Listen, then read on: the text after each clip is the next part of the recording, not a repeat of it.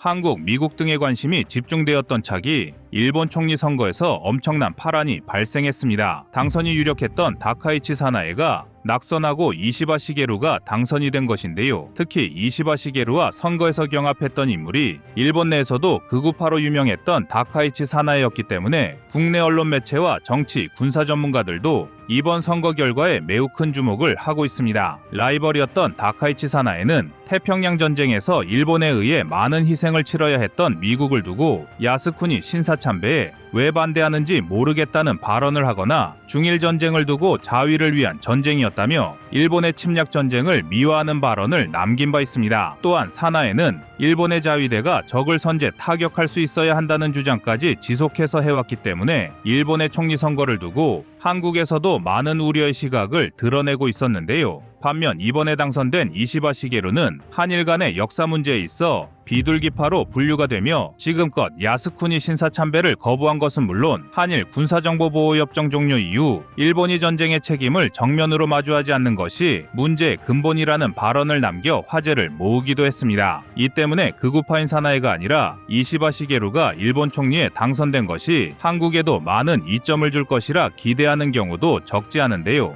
그래서 준비했습니다. 오늘은 이시바 시게루의 승리로 끝난 일본 총리 선거가 대한민국 안보에 미칠 영향에 대해 자세히 알려드리겠습니다.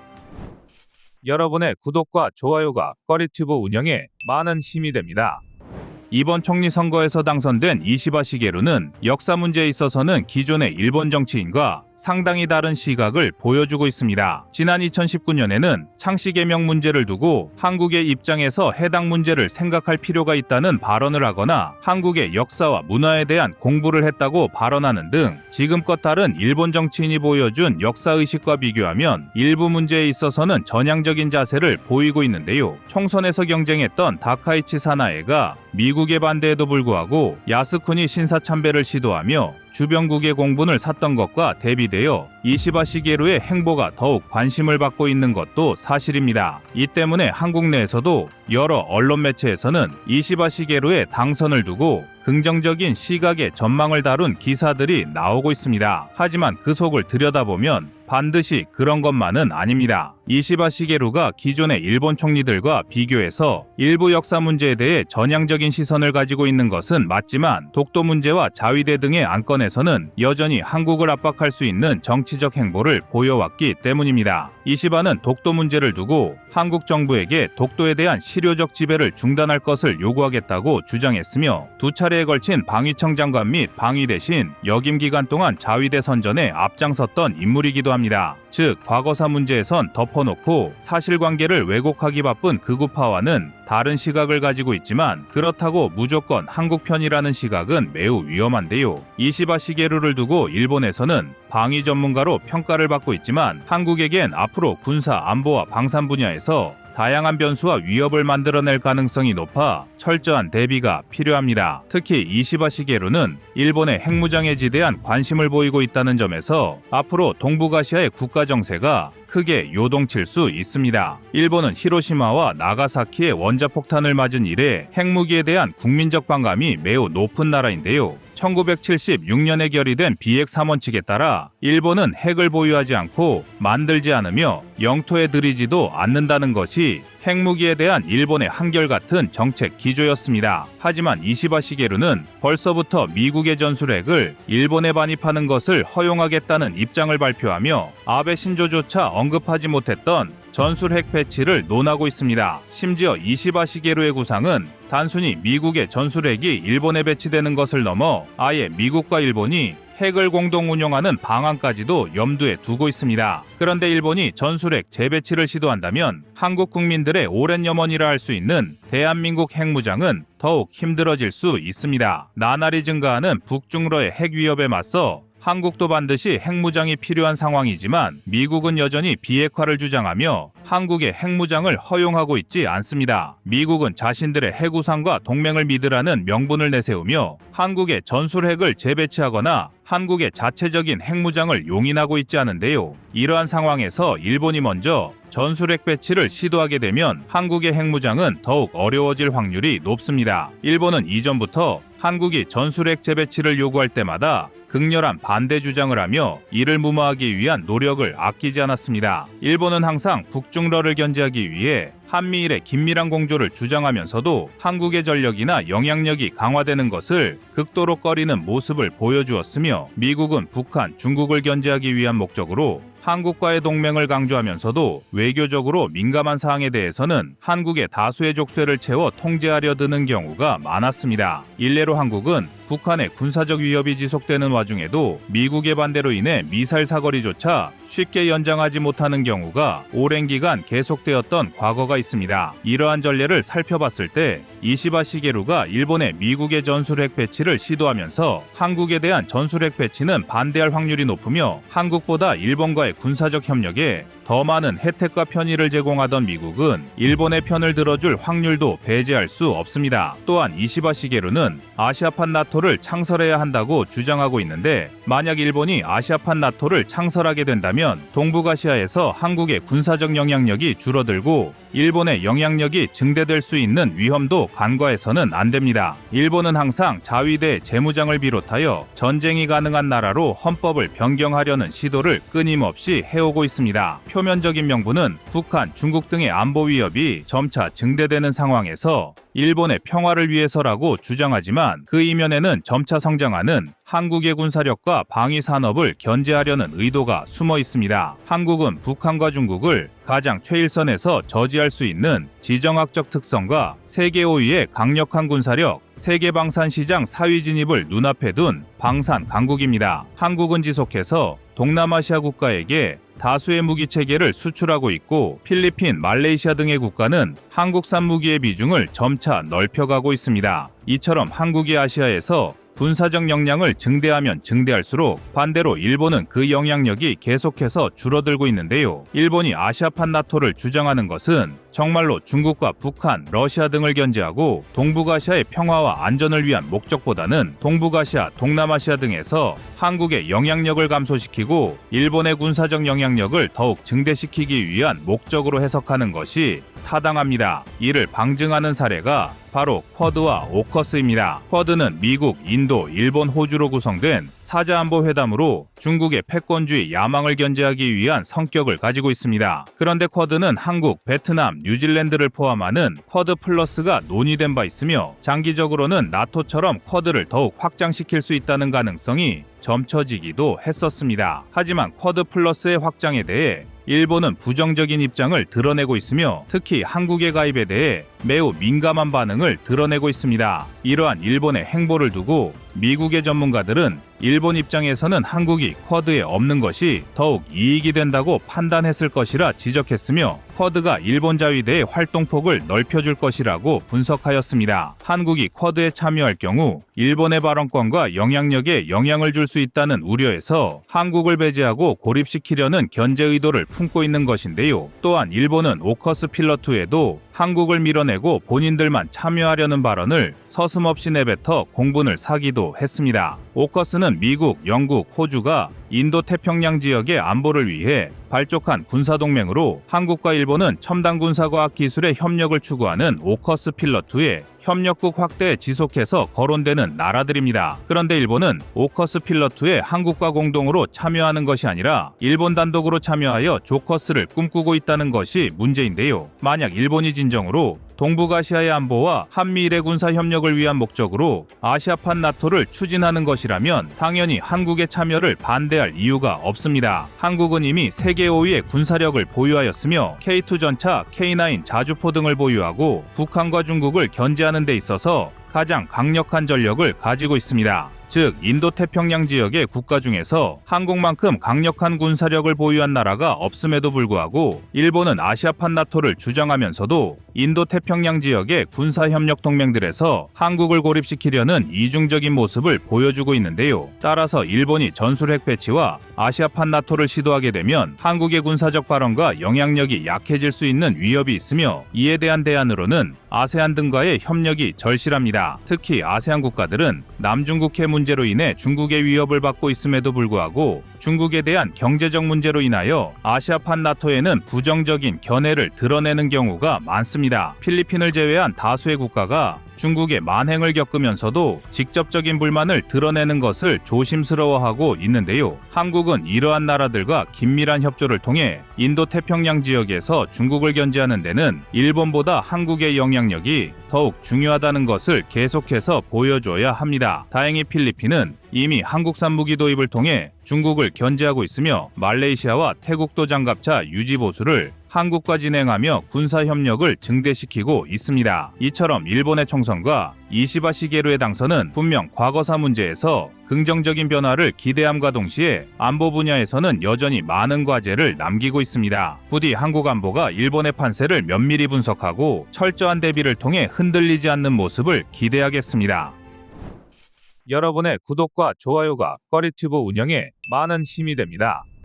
다음은 24년 9월 3일 필리핀 전투기 40대 영상입니다. 중국의 깡패짓에 이 꼴이 난 필리핀이 결국 칼을 빼들었습니다. 글로벌 디펜스 뉴스의 보도에 따르면 필리핀은 군 현대화를 위해 중거리 미사일과 신형 전투기 40대를 추가로 검토하고 있는데요. 길베르토 테오도로 국방장관과 로메오 브라우너는 필리핀의 군 현대화를 위해 더 많은 무기를 구매하기 위한 입찰을 진행하겠다며 총 337억 달러, 한화로 44조 원 이상의 예산을 아낌없이 투자하겠다는 의견을 드러낸 것입니다. 한국이 2025년에 사상 처음으로 국방 예산 60조 원을 넘기게 되었다는 것을 감안할 때 필리핀이 40조 원대의 금액을 무기 도입에 투자한다는 것은 엄청난 금액입니다. 그 중에서도 특히 주목할 지점은 한화로 약 7에서 9조 원을 투자하여 40대 전투기를 추가로 확보하겠다는 것인데 예산 규모와 전투기 도입 수량만 놓고 보면 8조 3천억 원의 예산으로 F-35 전투기 40대를 도입한 한국의 3차 FX 사업과도 유사합니다. 그만큼 이번 무기 도입 발표는 필리핀의 입장에서더는 중국의 도발에 끌려다니지 않겠다는 의지를 확실하게 보여준다고 할 수 있습니다. 아직까지 필리핀 국방부에서 원하는 기종이 구체적으로 공개가 되지는 않았지만 여러 정황을 놓고 봤을 때 KF-21이 후보에 포함되어 있는 것은 당연합니다. 지난 2024년 7월 말에는 필리핀 정부가 정식으로 KF-21에 대한 정보 제공 요청서를 카이에 요구했던 사건이 있기 때문에 필리핀 측에서 구체적인 후보 기종을 언급하지 않았더라도 한국의 보라매가 필리핀 진출을 앞두고 있다는 것은 쉽게 확인할 수 있는데요. 이외에도 이전부터 언급되었던 미국의 F-16과 스웨덴의 자스 39 그리펜 등이 후보에 오를 것으로 예상됩니다. 필리핀이 한국으로부터 FA-50을 도입하여 다수의 실전에 투입하면서 상당한 만족감을 드러내왔고 KF-21의 잠재적 수출국 중 하나로 기대를 모았던 것은 사실이지만 7조 원 이상의 예산 규모와 40대 도입 물량은 지금까지 기대를 모았던 것과는 완전히 다릅니다. 한국이 필리핀의 차기 전투기 사업을 수주하게 된다면 전투기 수출 역사상 유례를 찾아보기 힘든 엄청난 성과를 거두게 됩니다. 폴란드가 FA-50을 48대나 도입할 예정이긴 하지만 FA-50은 어디까지나 상대적으로 체급이 작은 경전투기입니다. 하지만 주력 전투기로 활약할 수 있는 4.5세대의 KF-21이 40대나 수출이 된다면 이것은 한국의 항공 기술을 전 세계에 입증할 수 있을 뿐만 아니라 규모의 경제를 이룬 KF-21의 생산 단가 하락, 추가적인 수출 시장 확보 등 다양한 측면에서 한국에 매우 큰 이익을 불러올 수 있습니다. 그렇다면 필리핀이 KF-21을 도입할 확률은 얼마나 높을까요? 예상되는 후보 기체들의 특징과 필리핀의 안보 환경을 고려한다면 KF-21의 도입 가능성은 매우 높다고 할 수 있습니다. 우선 필리핀이 신형 전투기를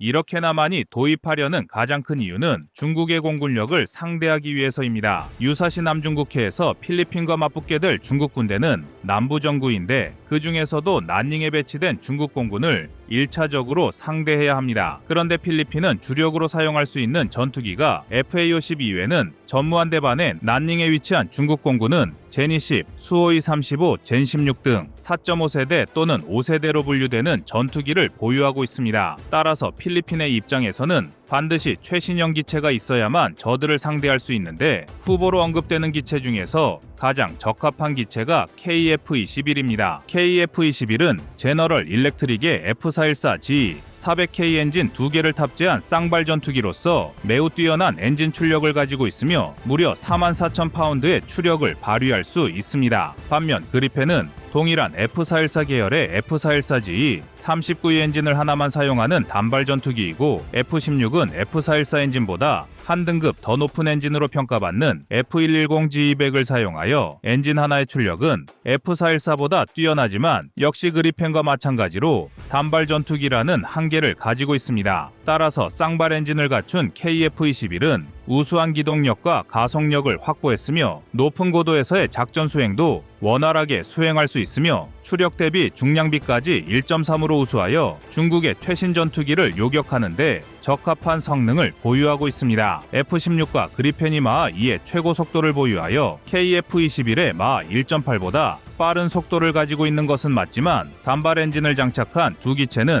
제니10이나 수호이 35를 상대하기엔 적합하지 않습니다. 여기에 더해 중국의 5세대 스텔스기와 맞대응하기에는 엔진뿐만 아니라 에이사 레이더와 저피탐 설계 측면에서도 KF-21이 경쟁 기종보다 더욱 적합합니다. 사실 5세대로 분류된 제니10을 스텔스 성능으로 상대하기에는 4.5세대의 KF-21은 분명 다소 뒤처진 부분도 있습니다. 하지만 F-35급 이상의 5세대 전투기를 보유할 수 없는 필리핀의 입장에서 최대한 스텔스기에 준하는 성능을 낼 수 있는 기체는 KF-21이란 선택지가 유일합니다. F-16과 그리펜의 레이더 피탑 면적은 1제곱미터를 조금 넘는 수준이지만 KF-21은 0.1제곱미터에 가까워 준스텔스기 수준의 레이더 피탑 면적을 가지고 있습니다. 아직 내부 무장창, 안테나 및 센서 매립화 등의 개량이 더 필요한 것은 맞지만 제니10, 수호이 35 등을 상대하기에 부족하지 않습니다. 또한 KF-21의 우수한 저피탐에 더해 에이사 레이더 성능도 KF-21이 더 뛰어나다는 점을 주목해야 합니다. 에이사 레이더의 기술적 완성도만 놓고 보면 미국이 한국보다 앞서 있는 것이 사실이지만 F-16의 크기가 KF-21보다 작다는 게 결정적인 문제입니다. 에이사 레이더는 내부에 수백 개의 독립된 전파 모듈을 탑재하여 각각의 모듈마다 다양한 레이더를 조사하고 표적을 동시다발적으로 추적할 수 있습니다. 즉, 각각의 임무를 수행할 수 있는 모듈의 개수와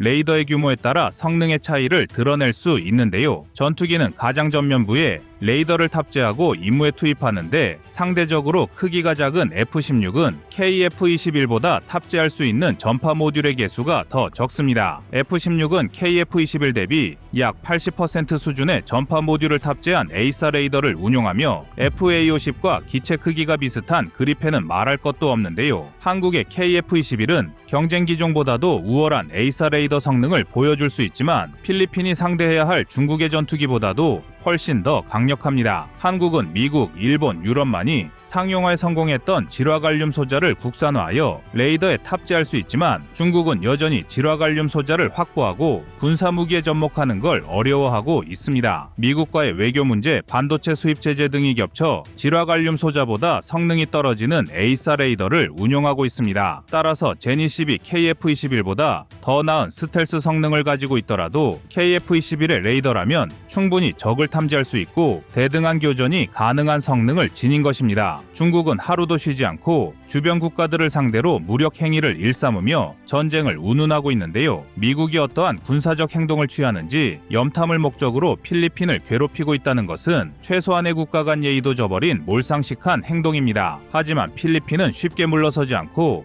40대까지 추가 전투기 물량을 확대하며 강력한 대응을 예고했습니다. 그리고 이 중심에 한국산 보라매가 출격을 준비하고 있는데요. 한국 방산의 새로운 수출 역사를 작성할 KF-21의 대규모 수출을 기대하겠습니다.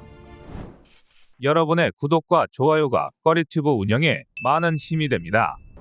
다음은 24년 8월 27일 FA-50 그리펜 제압 영상입니다. 호주가 경련제로 주도하는 피치블랙 훈련은 아시아 태평양 지역에서 호주와 미국 그리고 다수의 우방 국가들의 군사적 제휴를 과시하는 중요한 무대로 평가를 받고 있습니다. 한국도 2022년부터 해당 훈련에 참여하고 있으며 지금까지 한국 공군이 주로 참여해왔던 연합훈련과 달리 남반구까지의 장거리 작전 수행 능력을 검증받을 수 있기 때문에 전투기 조종사들의 전술적 경험에도 많은 도움을 받는 훈련입니다. 일례로 한국 공군은 훈련 참가 과정에서 공중급유를 받으며 5,900km를 착륙 없이 비행하는 저력을 보여주며 한국의 공중급유 능력과 장거리 작전 수행 역량을 입증했습니다. 또한 훈련 도중 한국의 F-15K와 필리핀의 FA-50PH가 양국 수교 75주년을 맞아 우정 비행을 진행하여 주목받기도 했는데요. 하지만 이번 훈련에서 FA-50이 전 세계의 주목을 받게 된 결정적인 사건은 따로 있었습니다. 그것은 바로 필리핀이 운용하는 FA-50이 모의 공중전에서 태국의 그리펜을 상대로 압승을 거둔 것입니다. 태국이 운용하는 그리펜은 스웨덴의 사부가 개발한 4.5세대 전투기입니다. 그리펜은 델타익과 카나드를 조합한 날개 디자인을 채택하여 기동성이 좋고 델타익의 특성상 무장과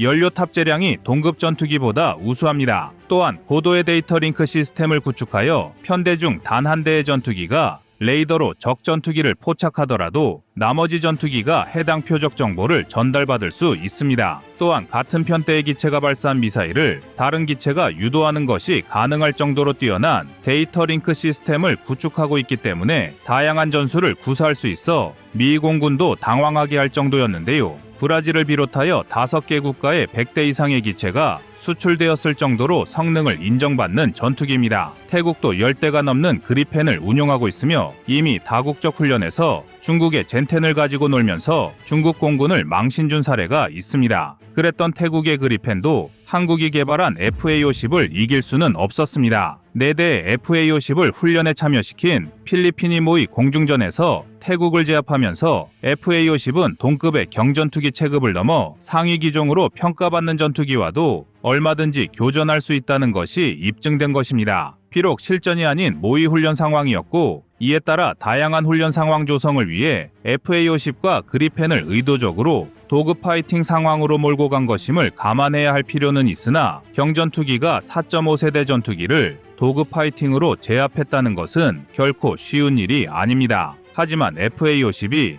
그리펜을 상대로 우수한 교전 성과를 보여줄 수 있었던 것은 확실한 장점을 갖추고 있었기 때문입니다. 그리펜이 델타익과 카나드 조합을 통해 매우 우월한 기동성을 갖추고 있는 것은 사실이지만 FA-50이 갖춘 기동성도 그리펜에 전혀 밀리지 않습니다. FA-50은 0.96의 추중비를 가지고 있어 태국이 운용하는 그리펜 CD가 가진 0.97의 추중비와 동급 수준을 자랑합니다. 추중비는 추력 대비 중량비를 줄인 말로써 추중비가 높으면 높을수록 빠른 방향 전환과 상승, 회피 기동이 가능하며 두 전투기가 서로의 꼬리를 잡고 근접해서 교전하는 도그 파이팅에서는 추중비가 높을수록 적의 미사일을 피하거나 유리한 공격 위치를 잡을 수 있어 매우 중요합니다. 그런데 FA-50은 경전투기임에도 불구하고 4.5세대 그리펜과 동급 수준의 추중비를 가지고 있는 것입니다. 여기에 더해 추중비와 함께 전투기의 기동성을 좌우하는 익면 하중도 FA-50은 그리펜과 비교하여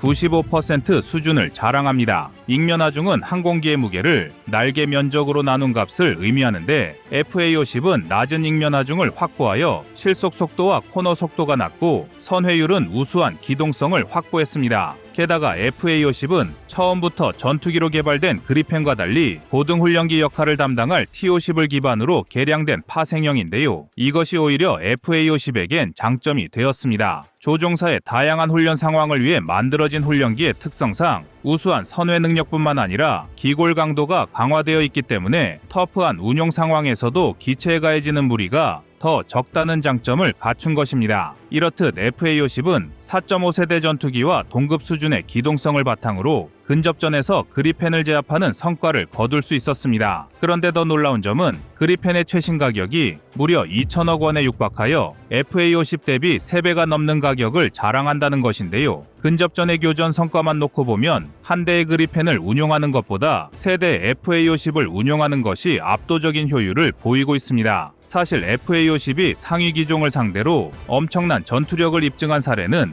이번이 처음이 아닙니다. 과거에도 FA-50은 세계 최강의 F-22 랩터를 상대로 승리를 거둔 바 있어 전 세계의 이목을 집중시켰는데요. 물론 다양한 훈련이 목적이기 때문에 F-22는 여러 제한 조건을 가지고 투입된 것이 맞습니다. 그러나 일부 기능과 무기 체계에 제한을 걸었다고 하더라도 경전투기가 F-22를 잡는다는 것은 엄청난 성과입니다. F-22는 마 2.4 이상의 최대 속도와 1.25가 넘는 추중비를 가지고 있기 때문에 설령 다른 전투기가 F-22와 도그 파이팅 상황에 돌입한다고 하더라도 기동성이 중요한 근접 전투에서 F-22를 제압하는 건 매우 어려운 일입니다. 이는 그만큼 도그 파이팅 교전에서 FA-50의 기동성과 선회 능력 등이 매우 뛰어나다는 것을 방증할 뿐만 아니라 타국에서 FA-50의 성능을 폄하하지 못하게 만든 사건이었는데요. FA-50이 폴란드로 수출되는 과정에서 체스화품으로 체크 시민연합 대표가 FA-50의 유용성에 의구심을 제기하자 마리우스 브와슈차크 국방장관은 FA-50이 모의훈련에서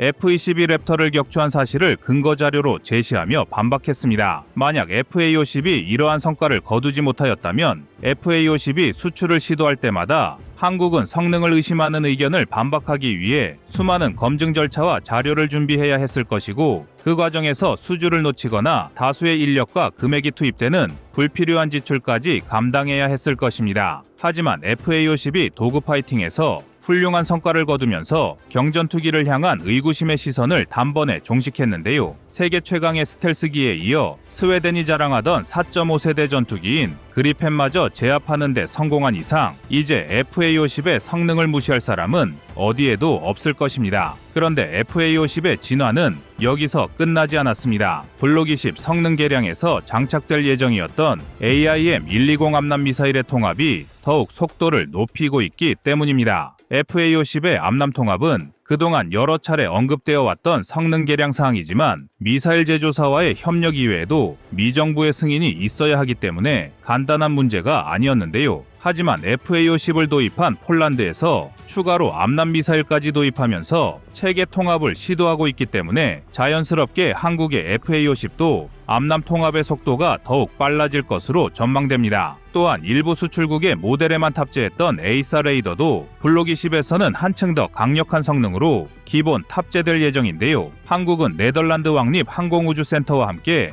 FA-50에 장착할 공랭식 에이사 레이더 테스트도 진행할 계획을 가지고 있어 FA-50은 전자전 장비의 역량도 크게 증대될 것이며 KF-21에 이어 국산 에이사 레이더까지 탑재하게 될 전망입니다. 이미 도그 파이팅에서 세계 최강의 F-22 랩터를 비롯하여 그리펜 등을 제압하며 성능을 입증한 FA-50이 중장거리 미사일과 전자식 레이더까지 탑재한다면 시계외 교전에서도 더욱 강력한 성능을 과시할 수 있습니다. 당장 중국 공군은 전투기와 공격기를 무려 1,800대에 육박하는 수량을 보유하고 있고, 그 중에서 약 1,300대의 전투기는 4세대 이상급으로 분류가 되고 있습니다. 비록 중국 전투기는 실전 검증이 되지 않은 기종이 다수이고 정비 등의 이유로 실전에 투입되지 못하는 전투기가 상당수 존재하겠지만 인해 전술의 나라답게 물리적인 수치만 놓고 보면 절대로 가볍게 봐서는 안 될 머릿수를 자랑합니다. 그렇기 때문에 한국도 시계외 교전에서 활약할 수 있는 전투기 기체가 더욱 많이 필요한 상황인데, 강력한 미사일과 전자전 장비를 탑재하고 개량될 FA-50 블록 20까지 등장한다면 앞으로도 FA-50의 전략적 중요성은